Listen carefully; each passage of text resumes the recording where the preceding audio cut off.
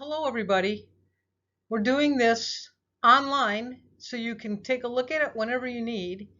This is the required Carefree Hurricane Preparedness presentation that we're giving for this year. So, not that we have too many other things to think about right now, but with COVID going on, we know we still need to do this. So, we're going to go through some slides here, and you can look at them at your leisure so you can prepare your house and yourself for appropriate hurricane response as the season goes on. As everybody knows, hurricanes are pretty massive storm systems, and they build up in the Atlantic and in the Pacific and in the Gulf. And basically, hurricane season is May through basically early November. But the big time, of course, as we all know, is August and September. Need to be ready sooner rather than later. And I just mentioned the dates, so we're good there. They can happen anywhere. Of course, we get them here as they blow across the Atlantic as a general rule, and they can go as far as 100 miles inland, and they're most active, as I said before, in September. This is a little link that you can click on to see some slides from and some footage from a recent hurricane. Our goals today are to make sure everybody understands the impact of hurricanes, the importance of being prepared to evacuate, and some of the emergency communication plans that we have here at Carefree so people know what's going on if there is a hurricane. We suggest that you sign up now through one of these systems, usually the Lee Alert system. And you'll see here there's a link that you can follow to get on that for a comprehensive emergency family plan. I really recommend that you do go on there and take a look at that stuff in more detail. There are some blank forms that you can fill out that you can have at the ready. There's a number of other suggested things that you can have all ready in case you have to, kind of like a go bag, in case you have to grab it and get in your car and evacuate. Some checklists are in that packet, a home readiness checklist, creating your plan and prepare your kit, inventory your household and contents and review those, review your insurance, make sure you've got everything in a waterproof bucket or bin of some sort. Lots of people use a cooler. Make sure you plan for your medical needs, keep your prescriptions up to date, and make sure you've got extra portions of that if you can. Those of you that have pets, make sure you have appropriate amount of resources and supplies for your pets, and make sure you have plans to store your golf carts or your RV or make sure your car is squared away and all that good stuff. Home readiness, clearing your yard. Some of you have already left. Hopefully you have somebody who's caretaking for you take care of this if you haven't done it already. Everything needs to be moved indoors off your lanai, and make sure your windows are covered up as much as you can and the doors are, that the power's turned off and that your water's turned off. Those are all part of the process before you leave Carefree, or if we have a storm brewing, you have your caretaker take care of some of those things for you. We talked a bit about making a plan. Even if there's no risk of hurricane or severe storm, make sure that you're prepared. Make sure you're talking about your plan with other people, both here in the park and wherever you are for the summer. Stock up on emergency supplies if you're here. We're all kind of attuned to that right now, but you'll need to make sure you do that again for the hurricane season. And make sure that you've got all your emergency numbers and contact information with your caretaker, and probably on your refrigerator or someplace in the house that's easily accessible. If you haven't checked your fire extinguisher lately, make sure that you do that. Make sure you know how to use it. Make sure you know where the nearest shelter is. And in that information that the hot link was on earlier, there's the information about where sheltering is for here in Carefree. People have a tendency not to shelter, want to shelter. If you aren't going to shelter nearby, it's a good idea to think about where you can go inland to shelter with someone that you may know. But make sure you have that plan in place before the season gets too heavy. And here again is the information on how to make an emergency plan through the CDC. This is not the Lee County plan.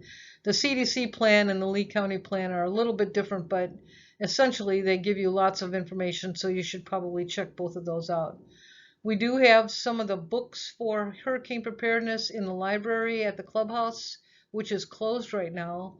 So I'm going to make sure that those are available in the laundry room so people can grab them if you haven't gotten one yet. If you already have one, please don't take another one. Preparing your documents is pretty key.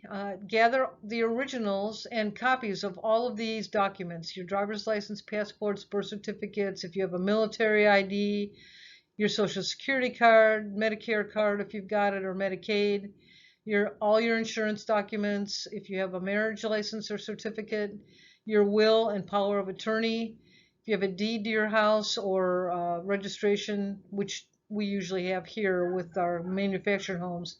Make sure you've got that all in one place, easy to grab so you can grab it and go as you need to. And then some important miscellaneous tasks. Make sure you do a household inventory, and it's best to have photos and pictures, especially from an insurance perspective. Back up your computer. Make a hard copy of an area map so that you're aware of where things are in this general area around Carefree. That list of important phone contacts and addresses, any contact information for your primary doctor or your dentist. List your financial information someplace and keep that secured. Spare keys, have your spare keys ready, and it's always a good idea to keep some cash on hand during hurricane season because if electricity goes out, it's often challenging to use your credit card. So make sure you have some cash in case you need to buy some incidentals and a store is actually taking cash. Your evacuation kit, this is something that you would take with you if you were going to one of the evacuation centers in Lee County. You should have a sleeping bag or some kind of a bedroll of some sort. Lots of people take a lawn chair or a folding chair. Extra clothing, keep that to a minimum, but you will need some of those. Make sure you have closed-toed shoes and rain gear. So, don't wear your flip-flops or your pretty sandals. It's not time for that. If you need glasses, make sure you've got your spares or your spare contact lenses. It's always a good idea to take a manual can opener, plastic wrap, some Ziploc bags, and then your own eating utensils that you can use while you're there. Safety and personal care products. Gather your prescription medicines. We've talked about that already. And put in a bin some of these safety items. Your first aid kit, battery-powered radio if you have one. If you haven't gotten one, you might want to think about buying one. Flashlights with extra batteries. Sleeping bag, or as I said, some kind of a bedroll. If you have some kind of a sleep mat or even a yoga mat or a couple of yoga mats, it's not a bad idea. Make sure you've got some hand sanitizer in there. I recommend some toilet paper, toothpaste, some wet wipes or something like that, gloves, duct tape, a plastic tarp, a bucket with a tight lid is where a lot of your emergency stuff can go. I talked about toilet paper already, paper towels, and of course games, books, whatever activities. Don't forget your phone chargers or your computer chargers and things like that. I mean, it's easy to forget that in a rush. So if you have extras of those, it's good to put in your go bin so you've got them ready when it's time to go. You need an emergency water supply. Store at least a gallon of water per day for each person. And I would suggest that those of us that are leaving for the summer, we fill our refrigerator up, whether it's plugged in or not. If you've got water jugs of any kind, fill those with water and put them in the refrigerator. You should keep your refrigerator and your freezer full of something if you leave it on anyway. So it works more efficiently. And if you're not here, it's good to put those in there and then make sure your house caretaker or neighbor knows that those are in there in case they're needed during this emergency time by other people in the park. Same with any dry goods that you have sealed up in containers. If you are willing to let people use those in an emergency, make sure your house caretaker and your or your neighbors know that they can get in there and get that stuff out if they need to. Make sure that you have enough water for your pets as well, and make sure that you watch the expiration dates on store-bought water. I mean, you really should replace your water regularly. So if you're leaving for the summer, that's a good time to put fresh water in any of the stored containers. And if you're not, then just keep an eye on it as you go through the early part of the summer till it's time when it's more likely that storms are going to crop up. I'll let you read a little bit more about this, these supplies and bleach and water and things like that on your own.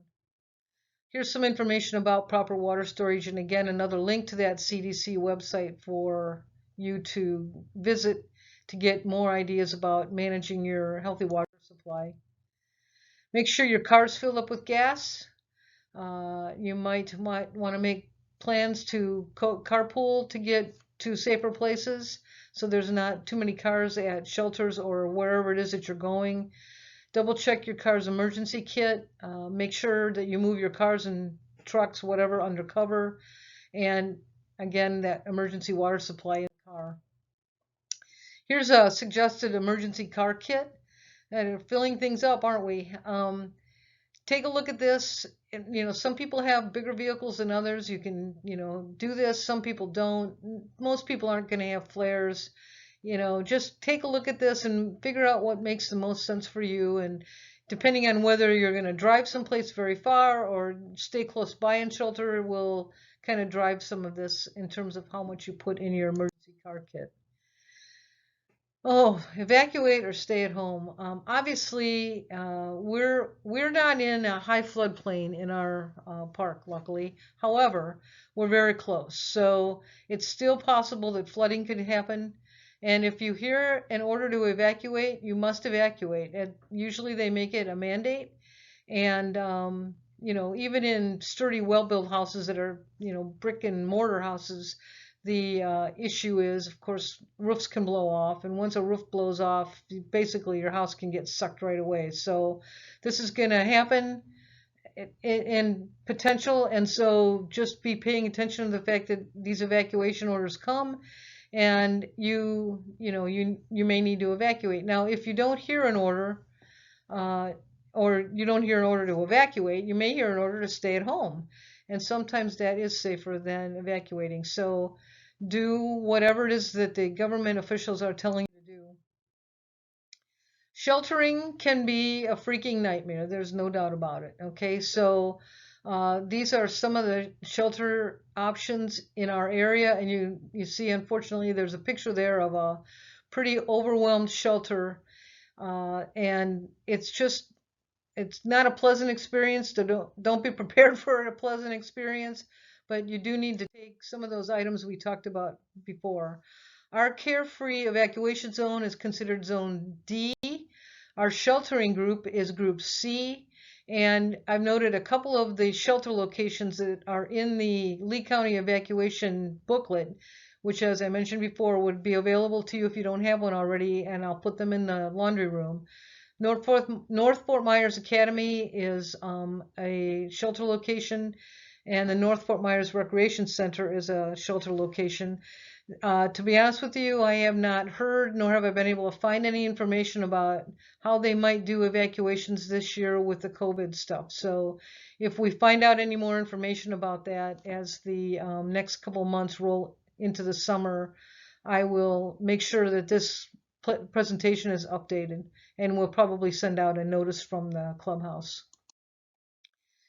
Supplies and pets, we've already talked about. You have medications, your pets have medications. Make sure you've got health records and all the information you need. And they, generally speaking, if you're at a pet safe shelter area, they want them in a carrier. And make sure you've got some supplies for taking care of sanitation needs for your pet. If you do need to evacuate, make sure you take only what you need, and that you have your car emergency kit ready. I said this before, but I'll say it again. Turn off you don't have to worry about gas here, luckily, but electricity in your water. Unplug your appliances. Actually, that's a good thing to do even when you're going to be gone for some weeks at a time, or if you're gone for the summer. Unplugging as many of your appliances and your power strips and things like that as you possibly can, and get anything that you really value in a safer place. If you have a dishwasher, they say that's a good place to put things because they're kind of watertight. Sometimes that's true, sometimes it's not, but if you don't have any other options, that's a good thing to put things in.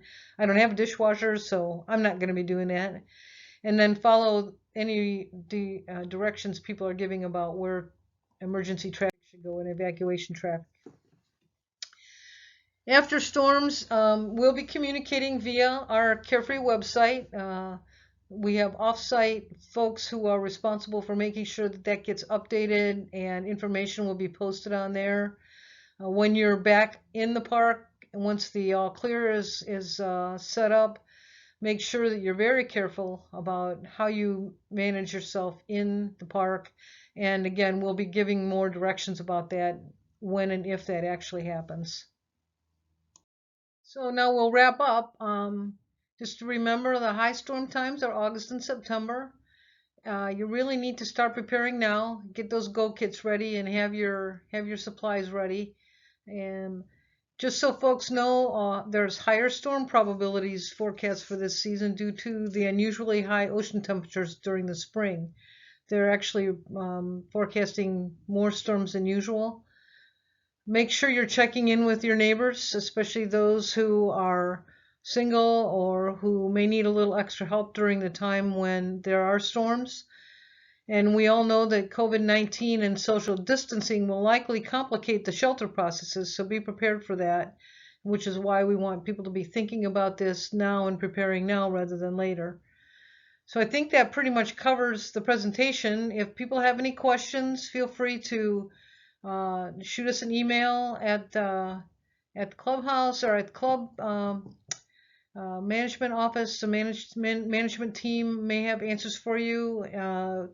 Want everybody to be safe and take care of each other as much as possible when we can. So as we move into the summer, enjoy what summer we have here, and I think there'll be more of us around. So hopefully when things start to loosen up and we feel a little more comfortable with managing our social distancing, we can get out and about and visit a bit more in responsible social distancing ways. And in the meantime, take care of yourselves and take care of each other.